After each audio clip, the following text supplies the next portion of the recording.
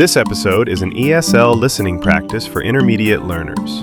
You will hear a natural conversation with clear pronunciation and everyday English. No tests, no pressure, just listening. Let's start.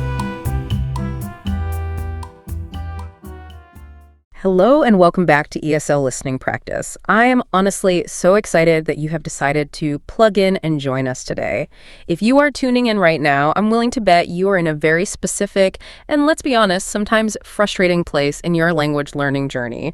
You are not a beginner anymore. You aren't struggling to say hello or order a coffee. You can watch a movie and get the gist of it. You can hold a decent conversation and, you can get by, but you want more.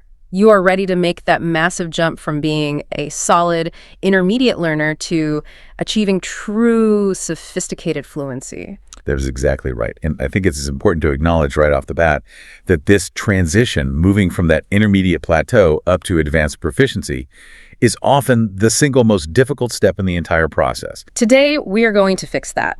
We have pulled together a collection of over 50 strong, high-level words and phrases. Now, these aren't just random words we picked out of a dictionary to make you sound fancy. These are specific tools designed to bridge the gap between basic, functional communication and sophisticated, self-assured expression. My role here today is really to help guide you through the nuance of these terms. Yeah. Because at this level, definitions aren't enough. You can look up a definition on your phone in 5 seconds. We want to go deeper. We want to explain how to use them naturally. We want you to sound self-assured. We want you to understand the context, the psychology behind the words, so that when you use them in a high-stakes meeting or a university exam or just a deep conversation with a friend, they fit perfectly. We have a massive amount of ground to cover today. We are going to explore the vocabulary of emotions, the specific language used in professional and academic environments to sound competent, how to debate opinions without sounding rude, and finally, the actual habits you need to build for long-term success. So let's get right into it with our first segment, the emotional landscape of learning. This is such a crucial place to start because learning a language is an inherently emotional process. People try to treat it like math, like it is just logic, but it isn't. It is messy. To communicate effectively at an advanced level, you need to be able to describe complex emotional states, especially regarding the learning process itself. The first word on our list is one I think every single person listening has felt at some point. I know I have. The word is discouraged. Yeah. It is that heavy feeling when you just want to stop because the mountain looks too high. Yes, discouraged is very specific, and it's quite different from just being sad or tired. If I say, I felt discouraged after failing the mock exam, I am describing a loss of heart. Look at the root of the word courage.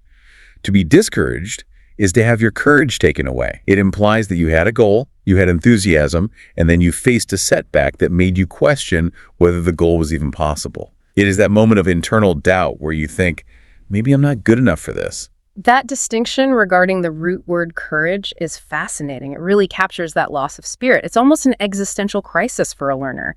Now, let's flip that coin. If discouraged is the valley, what is the peak? What is the goal state?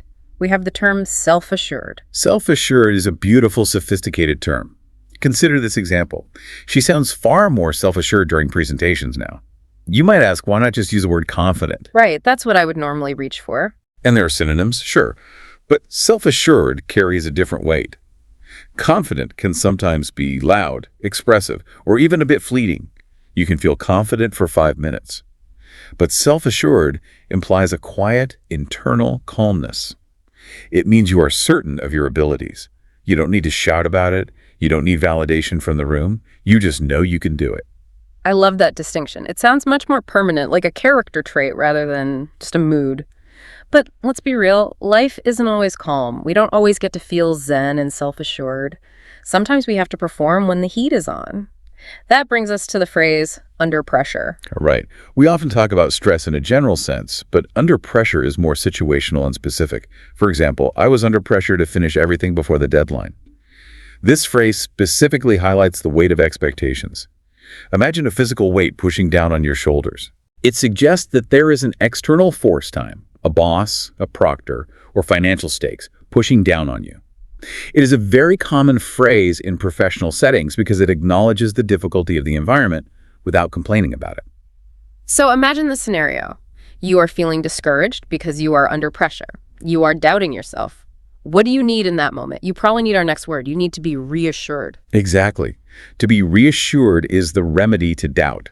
If you say, I felt reassured when the teacher explained the task again, you are saying that someone else stepped in and restored your confidence.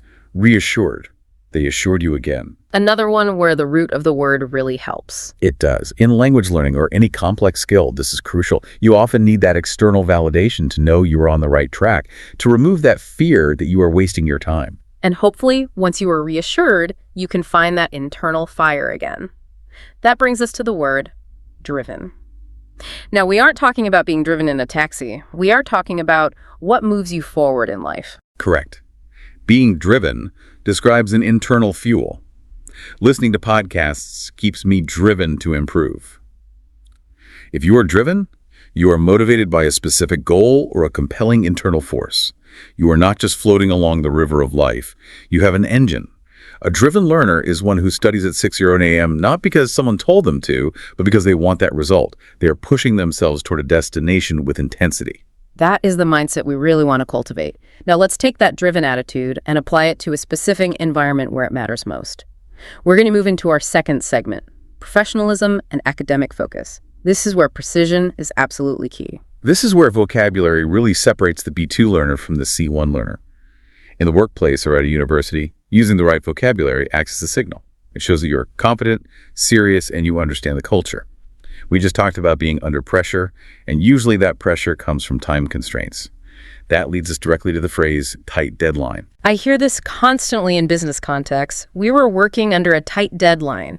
It feels very different from just saying we didn't have much time. Yes, and here is why. A tight deadline implies that the time frame is narrow, there's very little margin for error, but, and this is key, it is manageable if you are professional. If you say, we had to do it fast, it sounds chaotic or rushed. It sounds like a panic. Right, it sounds unprofessional. Exactly. But saying, we delivered under a tight deadline, sounds like a badge of honor. It implies a constraint that you are managing with skill. Speaking of managing things with skill, let's talk about efficiency. We all want to work smarter, not just harder. The specific adjective for that is time efficient. This is a great adjective for the modern world where time is our most valuable resource. This method is far more time efficient than memorizing lists. When you use the word time efficient, you are focusing on the ratio of input to output. You are saying that you get maximum results without wasting hours. It sounds much more sophisticated than just saying something is quick or fast. Because fast can be sloppy. Fast can be sloppy. Time efficient is strategic. It's smart. And to be time efficient, you usually need to shut out the noise. You can't be checking your phone every 2 minutes. You need to focus. A stronger, more evocative way to say that is to concentrate fully. Concentrate fully emphasizes the depth and quality of your focus. You need to concentrate fully while listening. And it's not just about paying attention. It is about immersing yourself completely in the task. It implies a state of deep work, where you are not multitasking, you are monotasking, you are locking into the work. Now, if you are concentrating fully and working efficiently, ideally you are going to see results. But saying, I'm seeing results is a little vague. A better way to describe this at an advanced level is to say you are making noticeable progress. The key word there is noticeable. I've made noticeable progress in my speaking skills. Noticeable means it is evident to others, not just you. It is observable. It implies that the change is significant enough that if someone hasn't seen you in a month, they would hear the difference. That's a great benchmark. It is. That is a hallmark of moving to the upper intermediate level. Your growth becomes visible to the outside world. And finally, for this section on professionalism, let's talk about responsibility. In a job, you aren't just responsible for doing a task, you are answerable for the outcome. The power word for this is accountable. Accountable is a heavy, strong word, and people often confuse it with responsible. She is accountable for the final report. Here's the nuance. Being responsible means you have the duty to do the task. Okay. Being accountable means you are the one who answers for the result. If the project fails, the accountable person takes the blame. If it succeeds, they take the credit. It implies ownership. Leaders are accountable. Using this word shows you understand the weight of your role and you aren't hiding from the consequences. That is a distinction that really marks you as a fluent speaker who understands business hierarchy. Let's move on to our third segment. We are going to look at nuance and difficulty. We often default to saying things are good, bad, or hard. But the world is more colorful than that. We need high-quality adjectives to describe the texture of our experiences. Absolutely. Hard is a very flat, boring word. It tells us nothing about the nature of the difficulty. If something requires a lot of effort, skill, and attention, a much better word is demanding. For example, learning English can be demanding but rewarding. Right. Think about the psychology here. If you're in a job interview and you say, "My last project was hard," you might sound like you were complaining or that you struggled. But if you say, "My last project was demanding," you are complimenting the project and yourself. You were saying the task asked a lot of you, it demanded your time, energy, and focus, and implied that you rose to meet that demand. It is a word that commands respect. And sometimes, something is so demanding that it drains you completely. We aren't just tired physically, our brains are fried. The phrase for that specific feeling is mentally exhausting. Exam preparation can be mentally exhausting.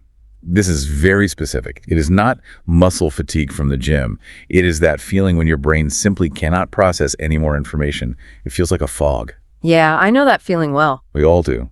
Distinguishing between physical tiredness and being mentally exhausting adds great precision to your descriptions. It tells the listener exactly why you need a break, not to sleep, but to stare at a wall and decompress. Now, when we face these demanding and exhausting moments, we often call them problems. But if you want to sound resilient, especially in a professional setting, a more positive frame is to call it a challenging situation.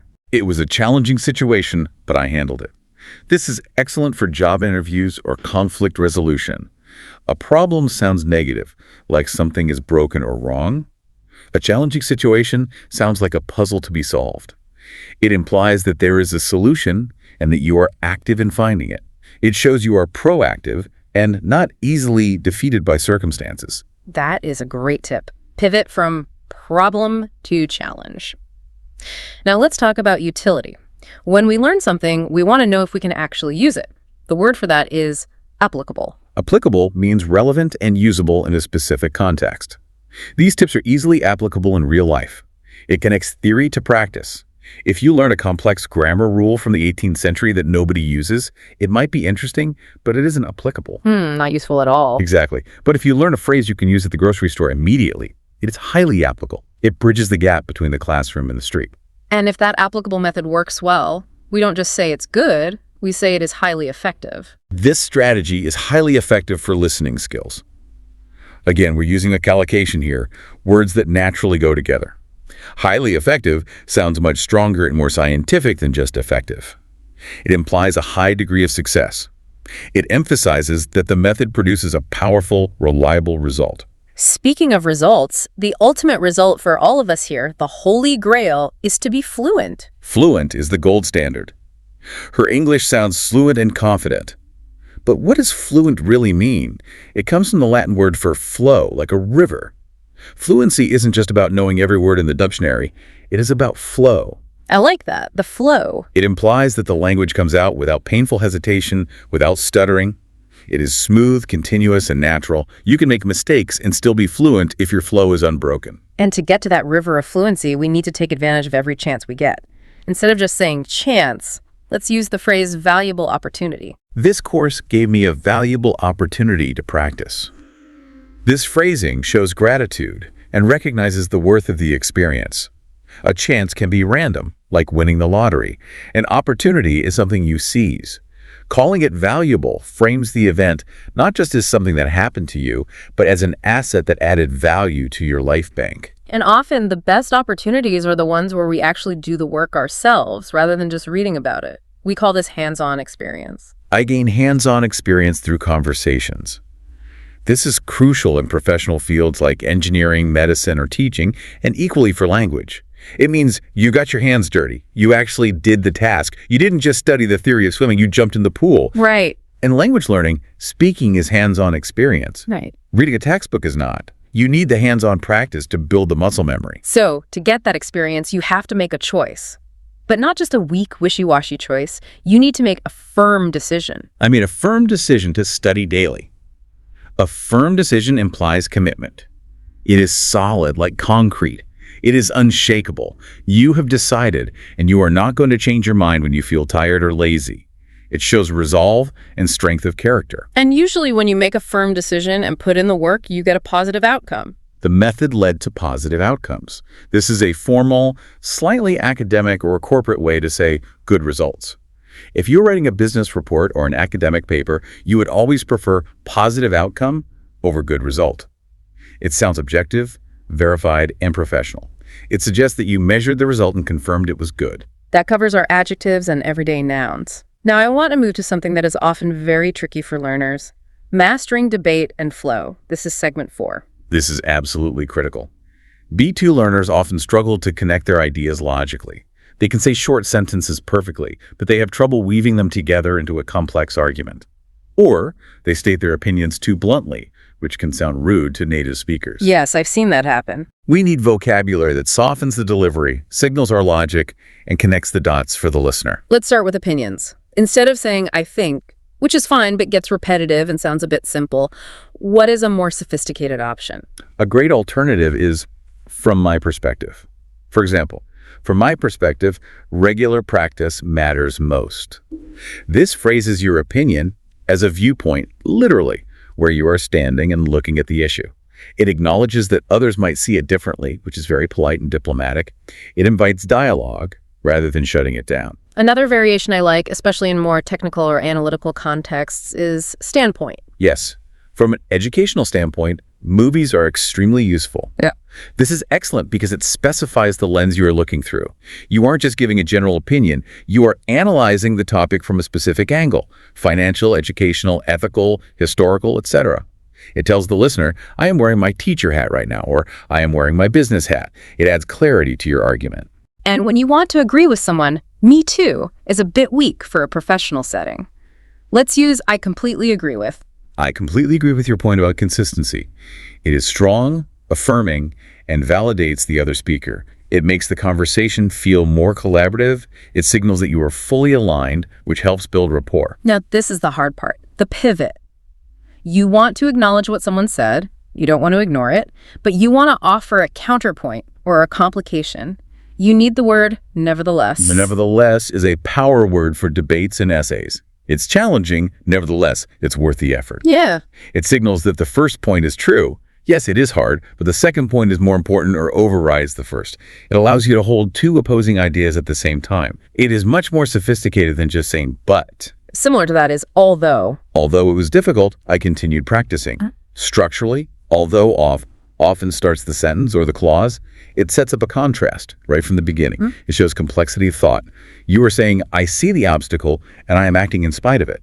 What if we want to add more information and gets boring? Let's use moreover. Moreover is very formal and persuasive. Moreover, listening daily improves pronunciation. You use this when you are piling up arguments. You made one good point and now here's another one on top of it. It builds a stronger case. It is like saying, if that wasn't enough, here's another reason. And when we want to show cause and effect, when we want to show that A led to B. Therefore is the classic choice. It was late, therefore I stopped studying. It shows a direct logical conclusion. It sounds like a mathematical proof. A slightly less formal but very common alternative is as a result. As a result, my comprehension improved. Both of these show that action A directly caused result B. They act as signposts for the listener to follow your logic. Sometimes we have to choose between two paths. That is where we use instead. I watched in English instead of using subtitles. This highlights substitution. You replace one action with another. It clarifies your choice. And finally, when two things are happening at the exact same time, this is great for storytelling. Meanwhile, I listen to English podcasts. This is cinematic. You are setting the scene of parallel actions. My friends were watching TV. Meanwhile, I was in the other room studying. It creates a sense of simultaneous activity. These transition words are the glue that holds your English together. Without them, your speech sounds choppy and disconnected. With them, it flows. Now, let's move to segment 5, action and consequence. We are going to look at verbs. Verbs are the engine of the sentence. Choosing the right verb can change the entire meaning and energy of what you are saying. We have some tricky ones here, especially regarding grammar patterns. Let's start with succeed in. This one always trips people up because of the preposition. I hear so many people say succeed to do. Yes, you must pay attention here. It is succeed in plus the gerund the ing form. I succeeded in understanding the whole podcast. You cannot say succeed to understand. It must be succeed in understanding. Mastering this specific grammar point is a clear marker of a B to C1 learner. It is one of those small details that native speakers notice immediately if you get it wrong. That is a very important note. Next, we have prevent. This method helps prevent common mistakes. Yeah. To prevent is to stop something before it happens. It is proactive. It is different from fixing a mistake, which happens after the damage is done. Prevent is about foresight and protection. It implies you are looking ahead. And to prevent something, you often need to notice it first. You need to become aware of it. I became aware of my weak listening skills. Yeah. This phrase describes the moment of realization. It is when something moves from your subconscious to your conscious mind. You didn't know it before. You were blind to it. But now you see it. That moment of awareness is the first step to change. If you are really on top of things, you look forward. You don't just react. You anticipate. I didn't anticipate such fast progress. To anticipate is to expect or predict. It means you are looking at the future and imagining what will happen. A chess player anticipates the opponent's moves. A good learner anticipates where they might struggle and prepares for it. It is a very mental, strategic verb. And when you find something good, you want to share it. You recommend it. I strongly recommend daily listening practice. Note the structure here, too. You recommend something to someone. You don't suggest someone to do something. You recommend a practice. Or you say, I recommend that you do this. It is a strong endorsement. It says, I have tried this, it works, and I think it will work for you too. Now let's tackle the phrasal verbs. These are often the hardest part of English because the meaning isn't literal. You can't guess them just by looking at the words. Let's look at give up. Don't give up when progress feels slow. To give up is to quit. It is to surrender. In the context of learning, it is the enemy. It means you stop trying completely. It is an emotional verb. It implies defeat. But the opposite of giving up isn't just standing still. You have to keep up. It's hard to keep up with native speakers at first. To keep up means to maintain the same speed or level as someone else. If a conversation is fast, like a race car, you are trying to run alongside it mentally. You don't want to fall behind. It implies effort and pace. And along the way, you discover things. You find out. I found out a better learning method. Find out implies discovery, often by accident or through investigation. It is different from know. You know a fact, but you find out new information. It describes the moment of acquisition of knowledge. I didn't know the library was open, but I found out it closes at 9. And once you find that method, you have to apply it. You have to work on your skills. I'm working on improving my accent. Work on implies a continuous process of improvement. You are polishing it. It's not finished yet. It is under construction. It suggests that you are actively trying to fix or enhance something. I'm working on it is a great phrase to say when you aren't perfect yet, but you are trying. Be careful not to use all your resources. You don't want to run out of time. Run out of means you have exhausted your supply. It could be time, money, patience, coffee, or energy. It means the tank is empty. There's nothing left. It is a very final state. We have covered so much ground already. We have the emotions, the professional terms, the debates, and the actions. Now, I want to bring this all together in our final segment. The philosophy of habits. This is segment 6. This is the most appropriate place to end because vocabulary is useless without the habit of using it. You can memorize 1,000 words, but if you don't have the lifestyle to support your learning, you will forget them. We need to talk about how we maintain this learning lifestyle. It starts with daily discipline. Motivation is a feeling. It comes and goes like the weather. Some days you feel like studying, some days you don't. But daily discipline is a practice. English has become part of my daily discipline. This means you do it whether you feel like it or not. It is part of your routine, non-negotiable, like brushing your teeth. That is the secret to long-term success. But we have to be careful. If we push too hard with that discipline, we burn out. We need to maintain balance. It's important to maintain balance between work and rest. This is the sustainability factor. You cannot sprint a marathon. You have to find a rhythm, a balance that you can keep up for years, not just weeks. If you study 5 hours a day, you will quit in a week. If you study 20 minutes a day, you can do that forever. Part of maintaining that balance is knowing when to stop. You need to take regular breaks. Exactly. Take regular breaks. This is a collocation. We don't say make breaks or do breaks. We take them. And they are essential for your brain to process what it has learned. Learning happens when you rest, when your brain consolidates the memory. And when you plan your study, you need to set realistic goals. Set realistic goals. If your goal is to be fluent in 1 month, you will fail and feel discouraged. Going back to our first word. If your goal is to learn 5 new words a day, that is realistic. Achieving realistic goals builds confidence. It creates a spiral of success. ultimately, this is your journey. You have to take full responsibility. Take full responsibility. No teacher, no app, no podcast can put the language in your head. You have to own the process. If you don't practice, that is on you. Taking responsibility is empowering because it means you also have the power to change it. You are the driver of the car. To do that, you must pay close attention. Pay close attention. Another key collocation. You don't give attention, you pay it. It suggests that attention is a currency. It is limited and valuable. You have to spend it wisely on the things that matter, like pronunciation nuances or grammar structures. When you listen, don't just let the sound wash over you. Pay attention. And don't be afraid to mess up. We all make common mistakes. Make common mistakes. It is plural for a reason. Everyone makes them. It is part of the process. If you aren't making mistakes, you aren't trying hard enough. Normalizing error is healthy. It removes the fear. Over time, the strange sounds of English will become normal. You will get used to them. Get used to speaking English. This is the process of adaptation. At first, speaking a foreign language feels weird in your mouth. You feel silly. But eventually you adapt. It becomes familiar. You get used to the rhythm, the sounds, the expressions. And finally, the result of all this discipline, balance, and adaptation is that you feel increasingly comfortable. Feel increasingly comfortable. This is the ultimate sign of B2 mastery. It is not that you are perfect. You will still make mistakes at C1 and C2, but the anxiety is gone. You are comfortable in the language. It feels like a second home. You can live in it. That brings us to the end of our list, but not quite the end of the episode. We have talked about over 50 words today. It is a massive amount to take in, but I want to leave our listeners with a final thought on how to approach this mountain of vocabulary. We have touched on this, but I want to emphasize the concept of steady improvement. There is a get-rich-quick mentality in language learning, where people want fluency instantly. They want the hack. But real mastery comes from steady improvement. I've noticed steady improvement over the months. It implies a slow, upward trajectory. It is better to be slow and steady than fast and chaotic. It goes back to that idea of consistent effort. Yes, success requires consistent effort. Small actions, repeated day after day, add up to massive results.